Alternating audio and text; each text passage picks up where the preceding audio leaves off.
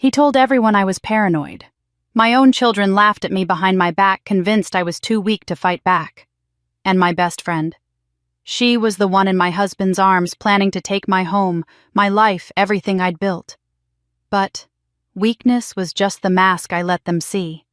Because while they plotted my destruction, I was recording every word, and by the time I struck back, it was already too late for them. Like, comment, and subscribe if you haven't yet. Let's get into the story. I used to say our house sounded like Sunday on a Tuesday. Coffee, dripping sneakers, thumping the dog, nosing the back door while sprinklers clicked. Our ranch sat under a trimmed maple on Briar Lane flag on the porch, bikes in the gravel, a hand-painted mailbox. The Carters. My kingdom was modest and busy, scuffed baseboards, lemon detergent, a calendar so crowded it looked like confetti. I believed in what we built there, a life made of small choices that add up to safety. Daniel kissed my cheek every morning before the commute. Back by 6, he'd say, tapping the watch I bought the year he made partner. His smile could win juries and church cook-offs easy and warm, and I used to think it belonged only to me. Olivia was 16, captain of debate, all legs and sharp questions. Jack was 14, elbows and jokes, hoodie and headphones, forever leaving cereal bowls in strange places like the piano bench. We were the family that showed up. I ran the PTA budget committee, kept the neighborhood watch clipboard, coordinated the meal train when Mrs. Ellis had her hip replaced. On Sundays, I taught at church. If I didn't know all the birthdays, I knew the allergies. Our life was small kindnesses, shoveling a driveway before dawn, dropping off notes to a sick classmate, staying late to stack chairs after meetings no one wanted but everyone needed. Family to me was sacred. My parents built their marriage on calloused hands and quiet apologies. They taught me loyalty is a daily practice, not a mood. I married Daniel with that belief in my bones. We didn't keep score. We kept promises, honesty, kids' first phones in the basket at dinner. When the porch light glowed and our windows made warm squares on the lawn, I thought we did it. We made a place that is safe because we are true. If you listen to any house, you can hear when the rhythm changes. For us, it began like a skipped beat. Daniel started working late more often. 6 became 8. 8 became, don't wait up. He came home one week with a new cologne a client had given him, sharp, unfamiliar. When I hugged him, it felt like someone else's husband for a heartbeat before it became mine again. His phone, once abandoned on the counter, began traveling with him like a third hand. It buzzed during dinner, and he'd stand apologetic to take the call by the back door where the porch light threw his shadow long and thin. Vendor, he'd say. New client. He'd kiss my hair to seal the answer. I told myself it was a busy season. In law, busy seasons can last years. The kids shifted too, almost imperceptibly. Olivia's room used to hum with study groups and sticky notes. Lately her door stayed closed and her tone went edged. Mom, you don't get it, became her refrain, as if motherhood had erased my memory of 16. Jack. My peacemaker retreated into the blue glow of his screen. He laughed at things I couldn't hear and shrugged when I asked about homework. He started staying late at the park, swearing it was pickup basketball, even when his shoes said he hadn't played. At dinner, conversation thinned. I'd set a loaf of bread on the table and watch hands reach without eyes looking up. Grace got quicker. Daniel's plate stayed full longer. Olivia rolled her eyes at questions about debate. Jack said fine so often it stopped meaning anything. I bought a 1,000-piece puzzle thinking we could build something while words found their way back. The box sat unopened on the hutch like a dare I kept losing. I tried to stitch us together with traditions. Friday pizza phones in the basket, ask me anything cards under the napkins. I slipped notes into lunch boxes like when they were little crooked hearts, a bad joke, a reminder to be kind. Olivia turned hers into a coaster. Jack's ended up wadded in the washing machine, the ink bled into a blue bruise. Daniel smiled at my efforts the way you smile at a child's magic trick when you already know the secret. Some nights when he thought I was asleep, I'd hear his voice low in the kitchen. Our house carries sound, and the words were more rhythm than content. A soft laugh, a question, a pause before goodbye. The calls ended with a warmth that didn't belong to invoices or briefs. When he came to bed, he smelled like mint, and that new cologne settling on the far edge, as if the middle of the mattress had become a river we wouldn't ford. I told myself stories to keep the shape of our life intact. Big case, demanding client, kids testing limits. Every mother I know has a drawer of explanations like that, folded stories we smooth because the alternative is admitting we might have missed something growing teeth in the dark. On the Tuesday it shifted for good. I chaired a PTA budget meeting in the church fellowship hall. Fluorescent lights hummed. We argued over band uniforms and rinsed coffee urns that would taste like old meetings forever. I drove home past porch lights and pumpkins caving in from last month's cold snap, feeling that honest tired you earn from doing the unglamorous work no one claps for. At the last stoplight before our street, my phone buzzed in the cup holder. I didn't check it. Jack once asked me to promise I wouldn't read at red lights, and I keep promises. I turned onto Briar Lane and pulled into the driveway as the garage door creaked open. It was a text from Daniel's sister Maya. We swap recipes and birthday reminders. It's always daylight between us. But this message came at 9:47 p.m., and it wasn't a lemon bar link. 2 sentences glowed on the screen, pale and impossible. Don't go home tonight. I sat in the driveway staring at Maya's text. Don't go home tonight. The porch light burned steady, throwing a halo over the welcome mat I'd bought with Daniel's initials stitched in cursive. Inside, my husband and kids were supposed to be waiting for me, the leftovers from dinner cooling on the counter. Nothing about it made sense.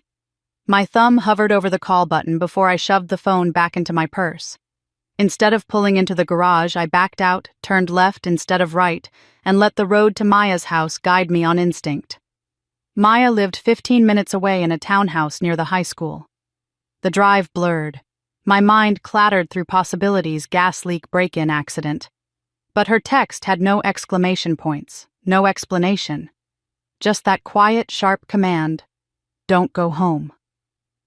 By the time I parked outside her place, my hands were damp against the wheel. She opened the door before I knocked.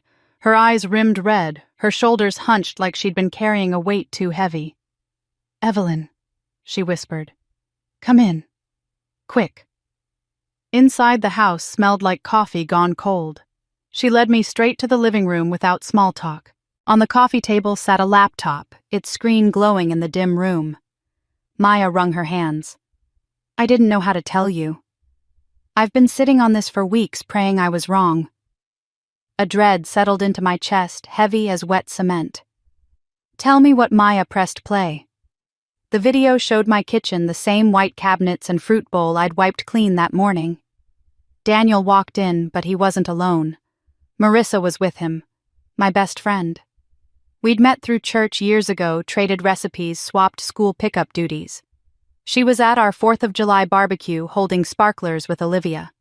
In the footage, she leaned against my counter like she owned it. Daniel kissed her, not the polite kind, but the kind I used to get when the kids weren't around. I made a sound low and sharp like someone gutting an animal. My knees buckled and Maya steadied me by the arm. "Evelyn, it gets worse," she whispered. The video jumped. Another day. Marissa at my dining table, her manicured hands flipping through papers, my papers. Daniel beside her, pointing things out, laughing like they were planning a vacation. And then the camera angle shifted.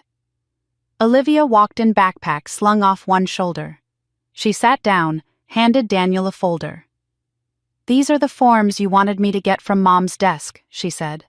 Clear as day. Daniel kissed her forehead proud while Marissa ruffled her hair like she was the second mother. My throat closed. Olivia, my daughter, helping them. The video continued. Jack entered next, holding a set of keys, my spare office keys I kept in the kitchen drawer. "Don't lose them," Daniel told him. Jack nodded solemnly. "I'll put them back after you're done." I pressed my hands to my mouth, fighting bile. My children. My babies who used to make me Mother's Day cards with stick figures and lopsided hearts. In the footage, they looked comfortable, practiced like this wasn't the first time they'd been asked to help. I turned away, but Maya caught my shoulders. I know it feels like the ground just opened up, but you need to see." "I can't," My voice cracked broken glass in my throat. "You have to," she said, gentle but firm.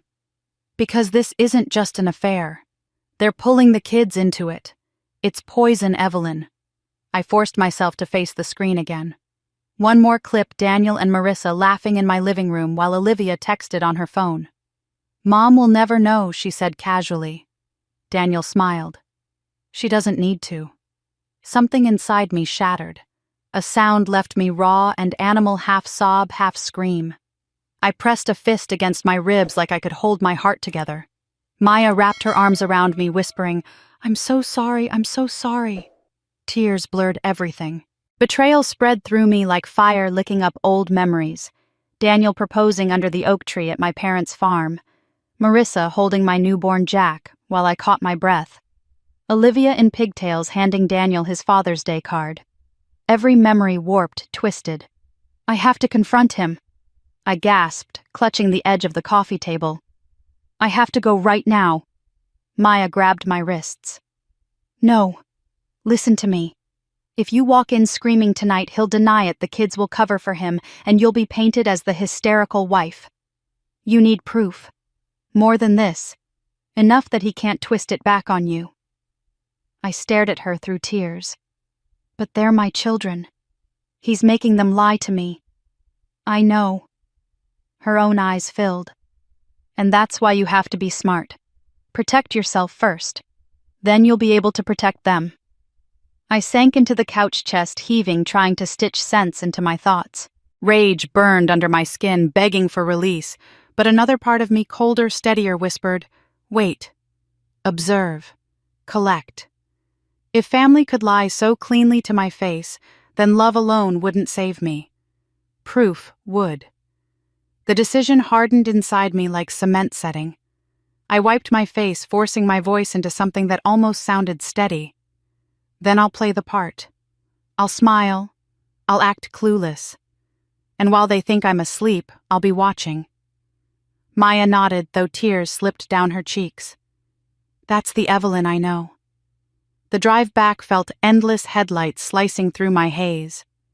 Every familiar landmark looked strange, the grocery store where Daniel once met me with roses, the park bench where Marissa and I used to share coffee while our kids played, all poisoned now. When I turned onto Briar Lane, our porch light still glowed, welcoming false. Through the window, I could see shadows moving, Olivia crossing the hall, Jack flopping on the couch, Daniel's silhouette near the kitchen. A perfect family tableau.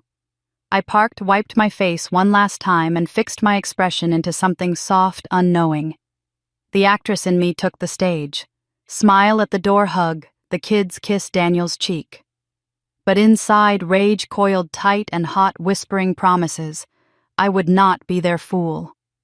The next morning I made pancakes.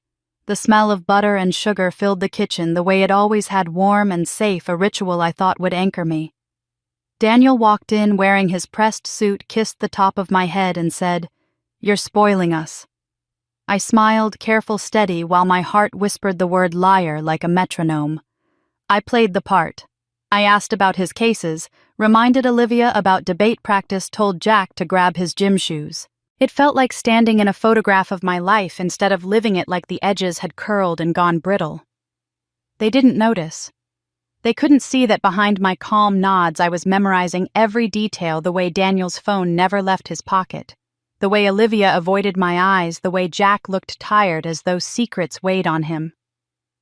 That night when I asked Daniel about the extra hours he'd been working, he gave me a smile that didn't reach his eyes. "Evelyn, you're imagining things. You know how year-end gets clients pushing deadlines, judges trying to clear dockets. Don't overthink."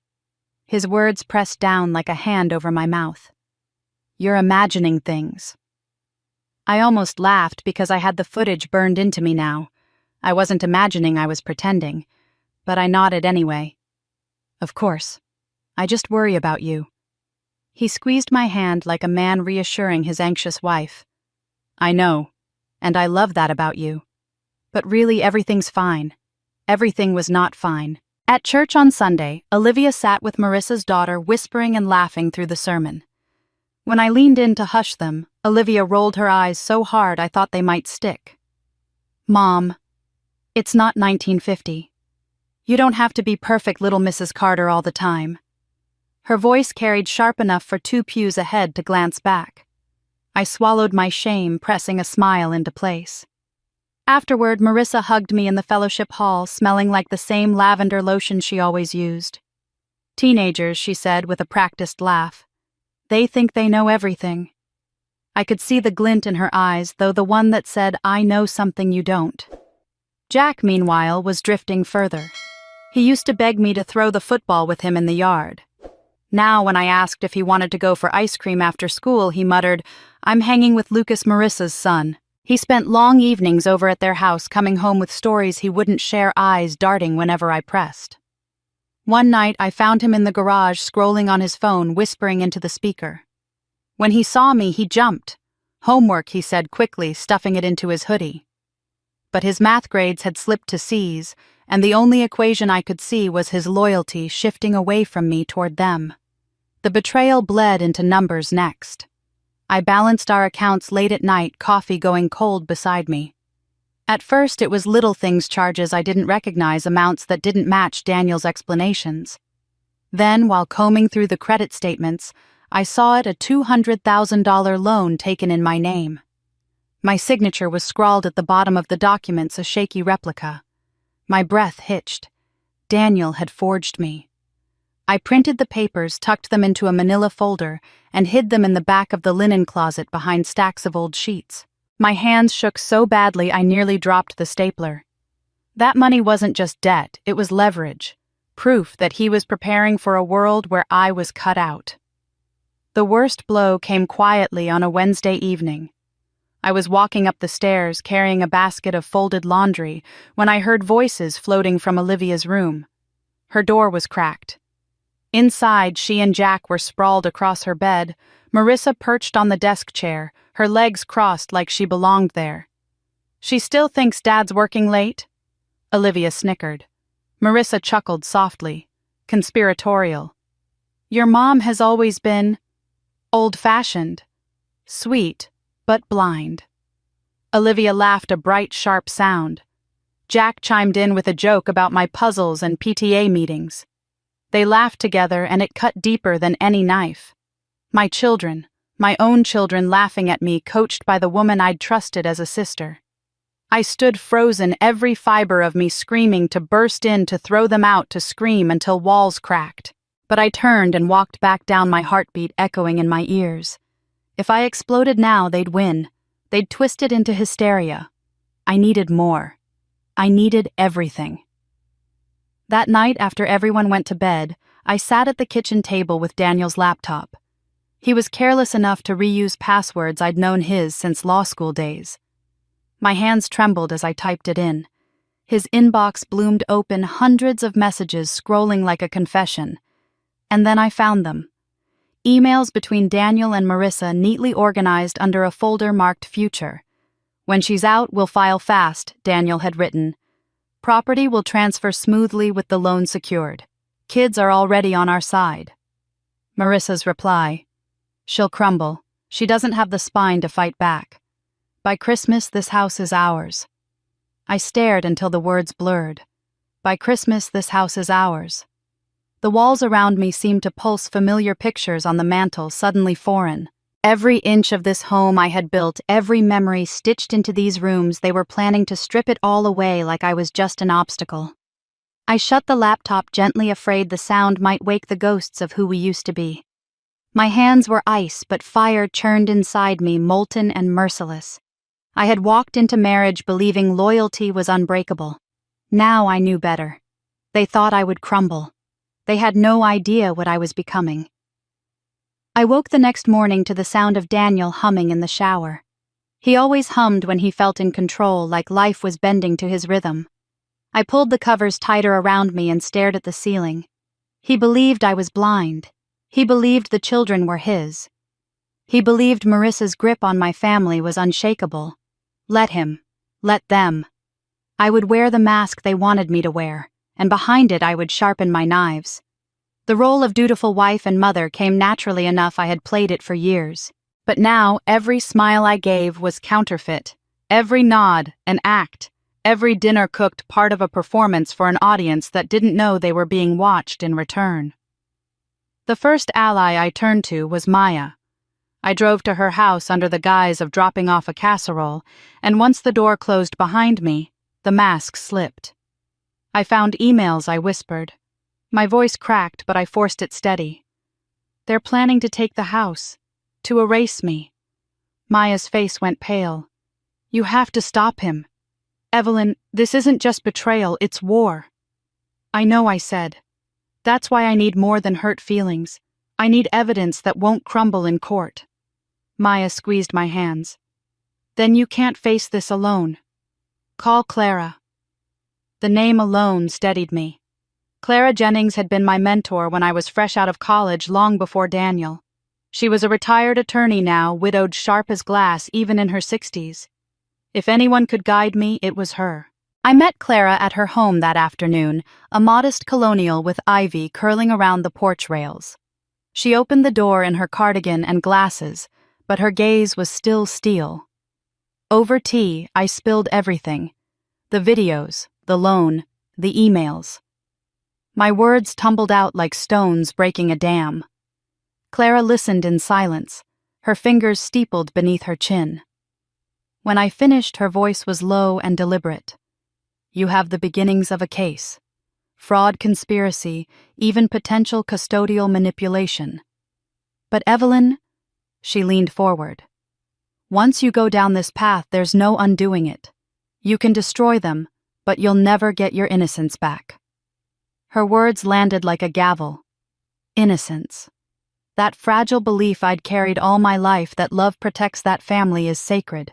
It was already broken. What good was innocence when it had been traded for lies? I met Clara's gaze, my spine straightening. Then innocence must die for justice to live. She nodded once solemnly as though I'd passed some unspoken test. Then we'll start with documentation. Record everything. Don't confront. Don't hint. Let them believe you're weak. The moment you show your teeth too early, they'll shred you. So I learned to live in two worlds. By day, I was Evelyn the housewife, passing casseroles at church, cheering Jack at his basketball scrimmage, helping Olivia with her college essays. By night, I was a shadow copying documents onto flash drives, photographing loan statements, recording snippets of Daniel's late-night phone calls. The first time I heard his voice through the recorder, low, intimate speaking Marissa's name, my stomach twisted. I wanted to smash the device. Instead, I labeled the file and slid it into a folder marked Evidence. My heart had to bleed so the case could breathe. I traced the loan through every line item. Payments funneled through accounts I didn't recognize. Withdrawals matched deposits into a joint account with Marissa's name on it. The fraud was blatant, and Daniel had counted on me never looking past the veneer of trust. There were nights when I sat at the kitchen table at 2 a.m., papers spread around me, and felt the weight of it pressing down. I wasn't just building a case. I was dismantling a life. But each time the doubt clawed at me, I remembered Olivia's laughter, Jack's silence, Daniel's dismissive smile. They weren't just plotting against me. They were teaching my children to believe betrayal was strength. One evening, as I folded laundry in the hallway, I heard voices from Olivia's room. Her door was cracked, and through it I saw Marissa seated on the bed, Olivia beside her, their heads bent close. She suspects nothing, Olivia said, her voice dripping with teenage scorn. Mom's too weak to fight back. Marissa's answering chuckle was soft like velvet on a blade. That's why your father loves me. I don't crumble the way she does. My vision tunneled red at the edges. I gripped the laundry basket so hard my knuckles ached. Weak. Too weak to fight back. I backed away before they could see me, my heartbeat pounding like war drums in my chest. If they thought I was weak, they would never see me coming. And that was their first mistake. I set the table like I was preparing for a magazine spread, candles glowing in their glass holders. The good china pulled from the hutch cloth napkins folded into neat triangles. The roast chicken simmered in the oven, rosemary and garlic weaving through the air, warm and inviting. To anyone walking in, it looked like a gesture of peace. A wife smoothing the wrinkles of family discord with food and good manners. That was the mask I wanted them to see. Daniel arrived first, loosening his tie at the door, smiling at me with a studied warmth. "This looks wonderful." His eyes swept the table like he was calculating the worth of every dish. "Just thought it would be nice for us all to be together," I said, my voice honey-sweet. "Like old times." Olivia and Jack came clattering down the stairs, bickering about something trivial. They stopped short when they saw the table, their faces flickering with surprise. "Wow, Mom," Olivia said, smirking. "What's the occasion?" "Trying to impress someone." I smoothed my napkin over my lap. "Just family." The doorbell rang and my stomach clenched, though I kept my face serene. Marissa stepped in wearing a wine-colored dress that caught the candlelight. Her perfume, lavender and citrus, spread into the house like smoke. She hugged me as though we were still best friends, her lips brushing my cheek, her smile razor-sharp. "You didn't have to do all this, Ev," she said lightly. "But I'm glad you did." I welcomed her in my voice steady. "It's been too long since we've all sat down together." We gathered around the table. The candles flickered, laughter rose, forks scraped across plates. From the outside, it could have been any family dinner. Inside, I felt the betrayal under my skin like splinters. Daniel carved the chicken, placing the juiciest cuts on Marissa's plate without asking. She brushed his hand as she took it, her fingers lingering a second too long. A spark meant to be invisible except to me. "So, Marissa," Daniel said, his voice casual. "How's the new contract still keeping you busy?" She smiled, glancing at him with something intimate tucked in the corners of her eyes. "Busier than ever. But I've had help." She tapped Olivia's hand across the table. "This one is a natural. Organized, reliable, sharp as a tack." "You should be proud, Ev." Olivia flushed with pride. "Marissa just gets me, Mom. She actually listens." She said it like an accusation, like I had spent 16 years with my ears closed. I forced a smile. "I'm glad you have people supporting you." My fork dug into the chicken breast, tearing it apart like flesh. Jack chimed in, then parroting Daniel's tone with a smugness too big for 14. "Dad says Marissa's been a lifesaver. It's good she's around, Mom. You stress too much about everything." The table swam for a moment, but I kept my face placid, my voice light. "Well, I wouldn't want to get in the way of such a valuable friendship." Laughter bubbled up, Daniel's smooth, Marissa's musical, Olivia's sharp, Jack's awkward echo. It felt like I was sitting outside of my own life, watching strangers occupy it. Cinematic warmth wrapped the room, flickering candlelight, the golden crust of the bread, the rise of steam from the potatoes. But beneath it, betrayal slithered unseen by anyone but me. Every laugh felt rehearsed, every touch choreographed. They were actors in a play they thought I hadn't bought a ticket to. Daniel lifted his wine glass and leaned back, his gaze sweeping the table with practiced ease. "See, Evelyn. This is what family's about. Being able to sit down together, laugh, share a meal." I caught the look Marissa gave him, subtle, a secret shared in silence. Olivia leaned against her like a daughter choosing her mother. Jack nodded, imitating his father's confidence. It was all so seamless, so calculated, that for a moment I almost believed the lie they were spinning, that I was the outsider, the unnecessary piece at the table. But then the fire inside me flared. No. I was the one who had built this family brick by brick, tradition by tradition, sacrifice by sacrifice. They were squatters in a home I had created, feeding on what I gave them while planning to erase me.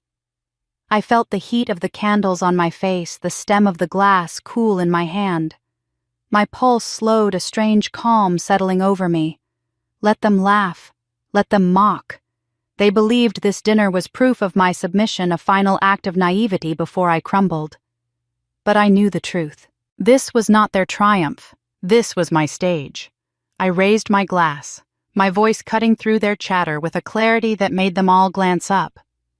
"Since we're being so honest tonight," I said, my tone smooth, steady, lethal. "I think it's time I share a few things too."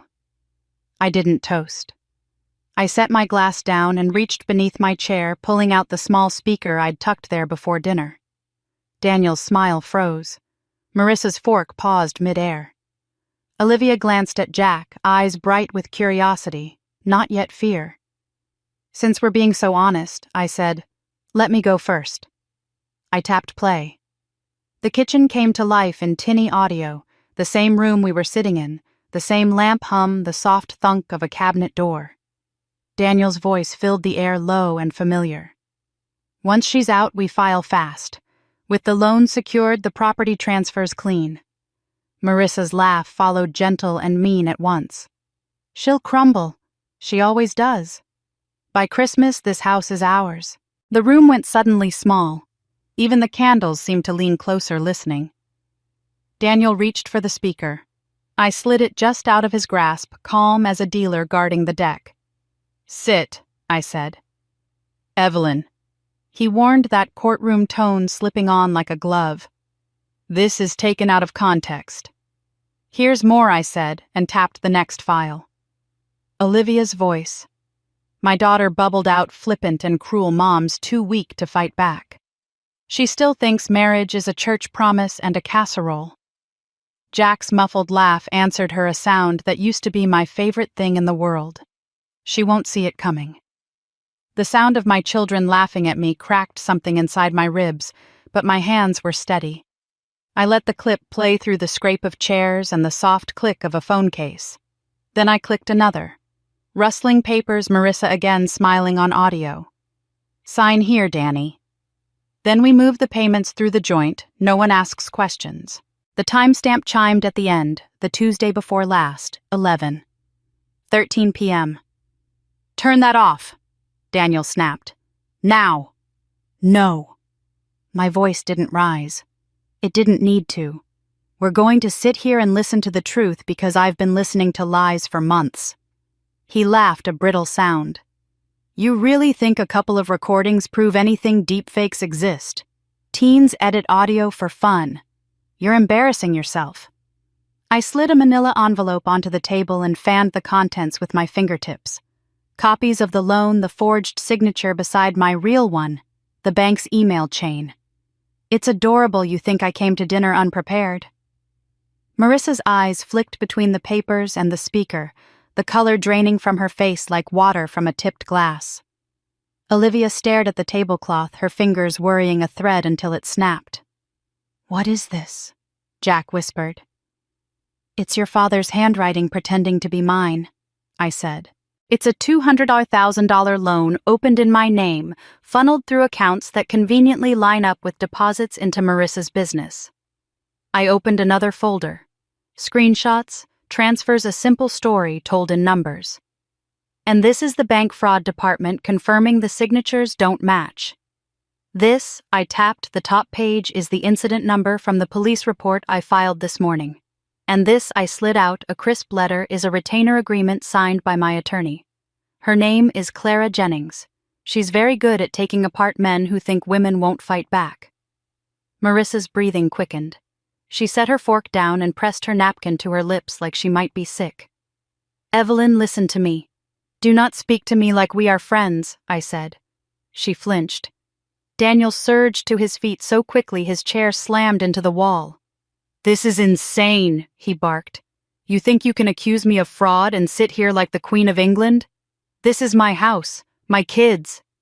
I didn't move. It's our house until a judge says otherwise. "And yes, I think I can accuse you because you did it. You put a pen in your hand and made my name into a weapon. You dragged our children into your lies and handed my best friend the keys to destroy me."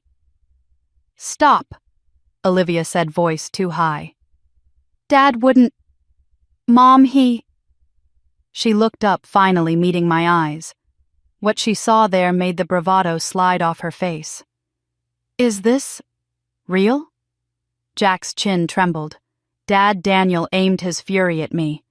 "You planted this. You goaded them. You're poisoning the kids. I didn't have to plant what was already rotting," I said. "But I did document it. That's what you're hearing, you in your own voice. Marissa in hers. Olivia too." "Jack." I have you returning my office keys after your father borrowed them. Olivia's chair scraped back. You recorded me. Without telling me, I recorded criminal conspiracies unfolding in my home. I said each word clean and cold. You will learn the difference. Marissa pushed her chair away and stood swaying. Her hand went to her throat. I can't, Evelyn. I didn't want. The sentence splintered. She grabbed the edge of the table, then slid to her knees as if the floor had tilted. The room ducked around her as she folded breath, hitching neat hair fallen messily across her face. Panic carved itself into her features, ugly and sudden. Daniel tried to go to her. I raised a hand and he didn't take another step. Sit down, I said. Touch me or any of this evidence and the cloud backup goes straight to every inbox that matters. Bank police lawyer Maya. I suggest you sit. He lowered himself slowly, fury tightening every line of him. The candles pooled light on his clenched hands. Olivia started to cry, a raw, startled sob like a child who has fallen, and finally sees the blood. I didn't know she said, then stopped because the truth caught in her throat. I thought. Her eyes found Marissa, found Daniel. You told me it was just paperwork. Jack's voice was small. Dad said it was to help. I wanted to take their faces in my hands and tell them it would be okay. But okay had left this house a long time ago. You helped, I said. And there are consequences. You were not the architect, but you poured the concrete. The room turned into a storm. Daniel's anger cracked like thunder. Marissa's breaths rasped like wind through a broken window. The kids' tears came hot and shocked, the kind that sting long after they dry. You're going to prison. Daniel spat at me as if saying it would conjure a reality where my mask had slipped and his didn't have cracks. False reporting. Wiretapping. You don't know what you've done. Everything I did was legal, I said. Clara reviewed it. The cameras were inside my home. The accounts are ours. The bank has already flagged the loan. The police have an open file for forgery and fraud. If you want to talk charges, we can talk charges. He slammed his palm onto the table. The candles flickered. You're destroying this family. You destroyed it, I said softly. I'm just turning the lights on. Silence fell heavy and complete. Somewhere the oven clicked as it cooled. The smell of rosemary turned sour.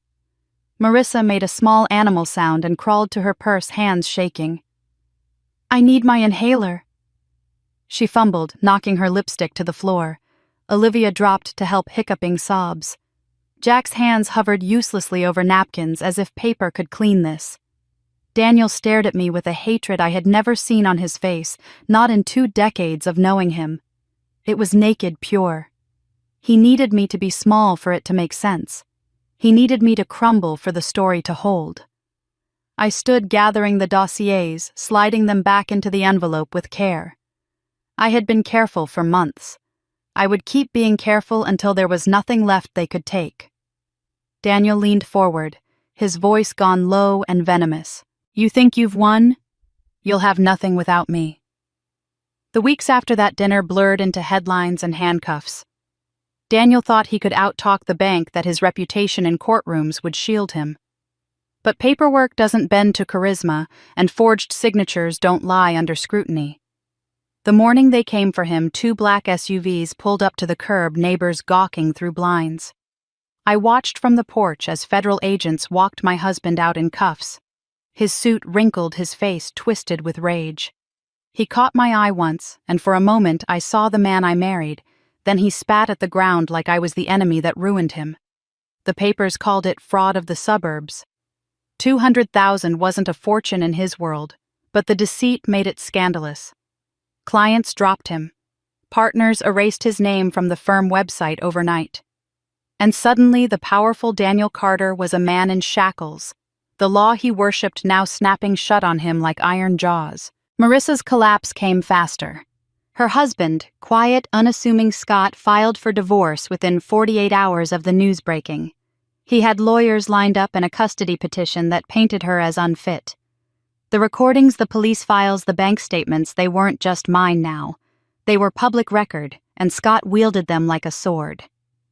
Within weeks, custody of Lucas shifted into his hands, and Marissa's once polished life shrank to rented apartments and desperate calls she left unanswered on my voicemail.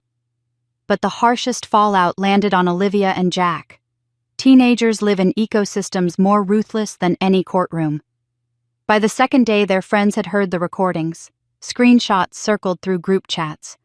Olivia walked into school and found whispers trailing her like a shadow. Someone taped a note to her locker, "Weak like your mom," or "cruel like your dad."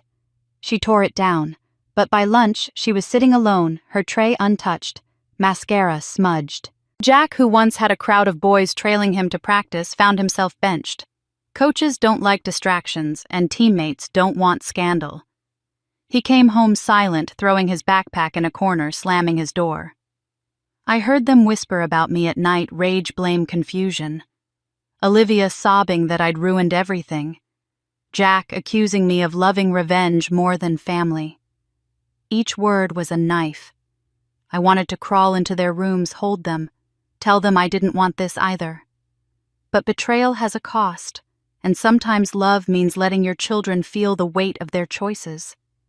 The storm inside me raged anger at Daniel, grief for the family I thought I had, sorrow for the kids twisted into his web.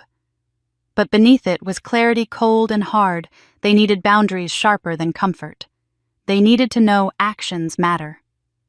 So one Sunday afternoon, I gathered them at the kitchen table. The same table where the lies had unfolded, where laughter had once been our anchor. "You're going to your grandparents?" I said, my voice even. "For a year." Olivia shot up her chair, screeching. "What? You can't just—" "I can," I said. "And I am. You need stability away from this circus, and you need to understand consequences. Loyalty means something. Trust means something. You broke it. This isn't punishment. It's survival." Jack's lip trembled. "So you're just sending us away?" Tears burned my throat. "I'm giving you space to grow back into yourselves without Daniel's shadow, without Marissa's poison. I love you too much to let you keep living like this." Olivia stormed off, muttering curses under her breath. Jack stayed a moment longer, his eyes wet, his jaw tight. "I hate him," he whispered finally. "But I don't know how to hate him enough." Then he left, and the house echoed with silence. Packing their bags broke me in places I didn't know existed. Folding Olivia's sweaters, tucking Jack's basketball shoes into his duffel, it felt like erasing myself from their daily lives. When the grandparents' car pulled away, I stood on the porch until the taillights disappeared. Only then did I let myself sob, doubled over my chest, tearing with grief. But grief didn't stop the process. Lawyers drafted papers. Court hearings dragged. The community that once called us the perfect family now muttered in grocery aisles, pity and judgment braided together. I held my head high because I had no other choice. Finally, the day came. I sat in Clara's office, a pen in my hand, the divorce decree spread before me. My name printed beside his one last tether. Daniel had fought from his cell, calling it unjust, calling me vindictive. But fraud is fraud, and no judge would hand the house to a man with forged signatures on his record. Clara slid the pen toward me. "It's time." The papers weighted clean and final. I pressed the tip of the pen to the line and felt the weight of 20 years balanced there. First kisses, children's births. Christmas mornings, vacations. Every whispered, "I love you now." Ash in my mouth. My hand didn't shake. I wrote my name in clean, sharp letters. And as I set the pen down, my voice came steady, colder than I thought it could ever be. "I release you, Daniel, and I bury what we were." The first morning alone in the house felt like stepping into a cathedral stripped bare. The echoes followed me from room to room, the slam of Olivia's door, Jack's laughter on the stairs, Daniel's footsteps pacing the kitchen during late-night calls. Now there was only silence. I thought it would crush me. Instead, it steadied me. The loan payments were frozen once the fraud case stuck, but the bills kept coming. For the first time in 20 years, I had to think not as a wife, not as a mother, but as a woman standing on her own 2 feet. I dusted off my old certifications, applied for part-time work at the community center, and found myself tutoring kids in reading and math. The paycheck was small, but it was mine. Each dollar felt like a seed planted in new soil. Neighbors I thought had forgotten me showed up with casseroles, lawn mowing offers, even envelopes of grocery gift cards. Mrs. Turner from down the street squeezed my hand after church one Sunday and whispered, "We always knew you were stronger than them. We just needed you to see it too." Their faith in me became my scaffolding. The gossip never stopped entirely, suburbs thrive on it, but the tide shifted. Instead of pitying looks, I began to see nods of respect, quiet smiles of encouragement. Clara was my anchor. She wasn't just my lawyer anymore. She became something like a second mother, sharp, where my own had been soft. She'd invite me over for tea and force me to write out goals on legal pads, rebuild credit, re-establish savings, get the locks changed. "One brick at a time, Evelyn," she'd say. "You don't rebuild a house in a day, but you do start laying the foundation the day after the fire." She sat across from me once, her glasses perched low, and said, "You're free now, you know. That's what no one tells you about betrayal. It destroys, yes, but it also cuts the ties that were strangling you. You get to define yourself without illusions." Her words settled into me like stone. I had been clinging to the ruins of an image-perfect wife, devoted mother, unshakable family. That image was ash now, and in the ash I could see the outlines of someone I had almost forgotten: Evelyn before Daniel, before Marissa. The woman who had ambition, faith, laughter that wasn't borrowed from anyone else's script. Evenings became my own again. I walked the neighborhood at sunset, waving at the same people who once waved at us. I read books I'd been too tired to open for years. I painted the dining room walls a bold shade of blue, erasing the beige Daniel insisted on. Every brushstroke felt like reclaiming air, and yet freedom was a complicated gift. The silence of the house cut both ways. I didn't have to hear Daniel's lies or Marissa's false laughter, but I also didn't hear Olivia's footsteps thundering upstairs, or Jack's muffled guitar strums from the garage. Their absence was a wound I pressed on daily. At night I replayed the last time I saw them, Jack whispering that he didn't know how to hate his father enough, Olivia storming off without looking back. Sending them to their grandparents had been necessary, but the ache of it lived in my bones. I told myself tough love was still love, even if it broke me. Months passed, each one layering strength over the cracks. Court dates faded into the rearview mirror. Daniel's name left the newspapers, replaced by fresher scandals. Marissa slipped into obscurity, whispers of her drinking too much and chasing jobs that never stuck. My world shrank to what I could control: faith work, small acts of self-sufficiency. For the first time, I trusted myself. Not the image of myself Daniel had praised when it served him, not the mask I wore for the community, but me. Betrayal had gutted me, but it had also burned away the illusions I'd clung to. I was scarred, yes, but scar tissue is stronger than the skin it replaces. One gray morning in late autumn, I found a letter in the mailbox, the envelope thin and familiar. My name written in Olivia's handwriting, sharp, impatient strokes, softened just enough to be vulnerable. I tore it open on the porch, the chill biting my fingers. The letter was brief, almost hesitant. "Mom, I was wrong. Can we talk?" My knees nearly buckled. The world around me, the crunch of leaves underfoot, the wind rustling through bare branches, went quiet. For the first time in months, I felt hope cut through the grief. The diner smelled like bacon grease and black coffee, the kind of place where the waitresses called everyone honey, and the booths still had duct tape holding the vinyl together. It wasn't glamorous, but it was neutral territory. No ghosts of our house, no shadows of Daniel or Marissa. Just 2 people and a table between them. Olivia was already there when I arrived, sitting stiffly in a corner booth, her hands wrapped around a chipped mug of cocoa she hadn't touched. For a moment, I just stood in the doorway watching her. My daughter, 16, going on 30, shoulders too heavy for her age, eyes rimmed red like she hadn't slept. She looked smaller than I remembered, folded into herself. "Mom," she said as I slid into the booth across from her. The word was quiet, tentative, not the sharp blade she had wielded against me months earlier. "Olivia." I kept my voice steady, neutral. No accusations, no comfort yet. She fiddled with the mug, her eyes fixed on the swirl of whipped cream melting into the chocolate. "I don't even know where to start." "The beginning usually works," I said. A tremor ran through her as she exhaled. "I was scared. Dad, he made it sound like you were crazy. Marissa kept telling me you'd never understand me, that she was the only one who did. And I wanted so badly to belong to someone who seemed to see me. I didn't realize how much they were using me until—" Her voice cracked and she pressed her sleeve to her eyes. "Until you played those recordings. Until everyone at school started calling me a liar's daughter." Her words pierced me because beneath them I heard the truth of manipulation, the same web that had once caught me. Daniel had twisted her loyalty the way he'd twisted mine years ago. "Why didn't you come to me?" I asked softly.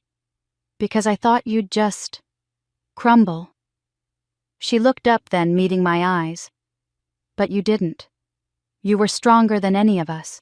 And I hated you for it because it meant I was wrong. About everything."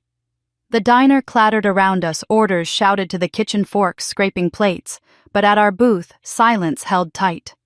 I reached across the table not to touch her, but to anchor my words. "Olivia, you may always be my daughter. Nothing changes that. But trust will take years to rebuild. If you want me in your life, you'll have to earn it." Tears spilled down her cheeks. She nodded, fierce and broken at once. "I'll earn it. I swear, Mom."